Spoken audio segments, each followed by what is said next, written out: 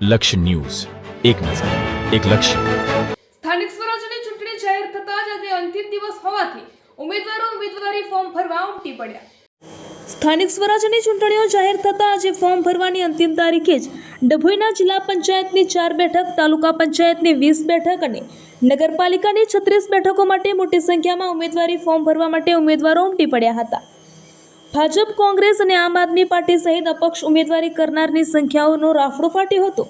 વહેલી સવારેથી જ ડભોઈ સેવા સદન અને તાલુકા પંચાયત ખાતે મોટી સંખ્યામાં ઉમેદવારો ઉમટી પડ્યા હતા. આગામી 26 માર્ચના રોજ મતદાન થશે. નગરપાલિકામાં 48 બૂથ ઉપર 41,725 મતદારો અને તાલુકા પંચાયત તેમજ જિલ્લા પંચાયતની 4 બેઠકો માટે 94,363 મતદારો મતદાન કરશે. સ્થાનિક સ્વરાજ્યની ચૂંટણી માટે ફોર્મ ભરવાનો આજે છેલ્લો દિવસ છે. ડભોઈ નગરપાલિકાના ભારતીય જનતા પક્ષના ઉમેદવારો આજે ફોર્મ ભરી રહ્યા છે અને 36માંથી 32 ઉમેદવારોને મેન્ડેટ આપવામાં આવ્યો છે. આપના મારફત નગરજનોને અપીલ કરું છું કે છેલ્લા 5 વર્ષમાં જે રીતે નગરપાલિકા દ્વારા વિકાસના કામો થયા છે એ અવિરત આગળ વધતા રહે એટલે ફરીવાર ભારતીય જનતા પક્ષનું નગરમાં વોટ બેસે એના માટે મત આપો અપાવો અને આ તમામ ઉમેદવારોને વિજય બનાવો. અને અમને ખાતરી છે કે ઓછામાં ઓછી 30 સીટ ભારતીય જનતા પક્ષ આ વખતે જીતવાનો છે અને બહુમતી વોટ બનાવવાનો. ડભોઈ નગરપાલિકામાં સામાન્ય ચૂંટણી યોજાઈ રહી છે. તેમાં મેં વોર્ડ નંબર 2માં ઉમેદવારી નોંધાયેલી છે. તેમાં પાર્ટી તરફથી મને મેન્ડેટ આપવામાં આવશે એવી મને વિશ્વાસ છે. તેમજ ડભોઈ નગરપાલિકાના હદ વિસ્તારમાં આવેલ મતદારો એ કોંગ્રેસ પાર્ટીના દરેક ઉમેદવારને મત આપશે એવું મને વિશ્વાસ આશા વ્યક્ત રાખું છું. તેમજ જે 4 ગામો ડભોઈ નગરપાલિકામાં હદ વિસ્તારમાં સમાવેશ કરવામાં આવેલી છે એ ડભોઈ નગરપાલિકા જે પ્રાથમિક સુવિધા જે વસાહતોને નથી આપી શકતા તો આટલા 5-5 કિલોમીટર દૂરને કેવી રીતે એ કર્યું છે. બીજું કે એમને 4 ગામને ટીપીમાં સમાવેશ કરી દીધો. ટીપીમાં 50% કપાત જશે જગ્યાઓ. બીજી વસ્તુ કે જે બાળકો જે વિનામૂલ્યે ગામડેથી વડોદરા કે કોઈ બી જગ્યાએ અભ્યાસ કરવા જતા હતા એ હવે નગરપાલિકા હદ વિસ્તારમાં સમાવેશ થવાથી એ લોકોનું ફીનું બસના પાસ વિનામૂલ્ય હતું તેની જગ્યાએ પૈસા આપીને જવું પડશે બહાર.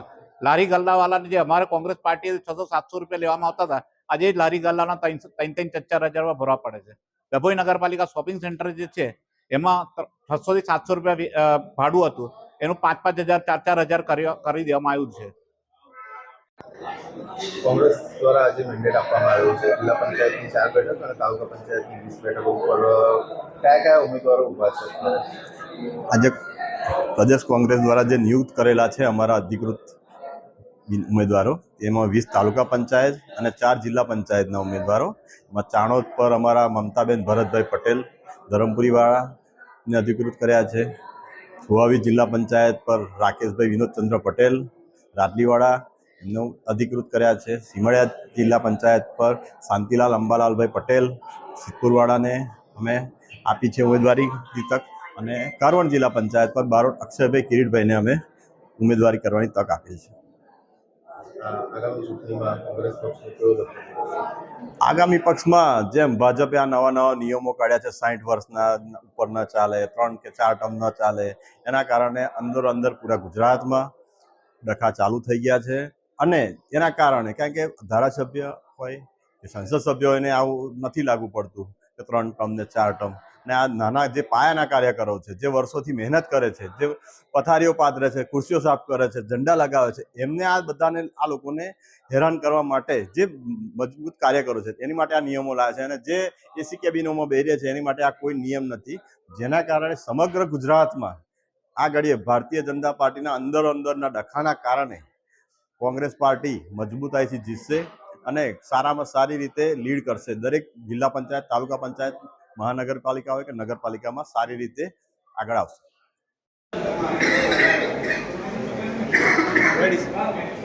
સ્થાનિક સ્વરાજ્યની ચૂંટણીનો આજે ફોર્મ ભરવાનો છેલ્લો દિવસ ત્યારે અમારા ભારતીય જનતા પાર્ટીના ઉમેદવારો નગરપાલિકા, તાલુકા પંચાયત અને જિલ્લા પંચાયતના ફોર્મ ભરવા માટે ખૂબ મોટી સંખ્યામાં સમર્થકો સાથે આવી રહ્યા છે.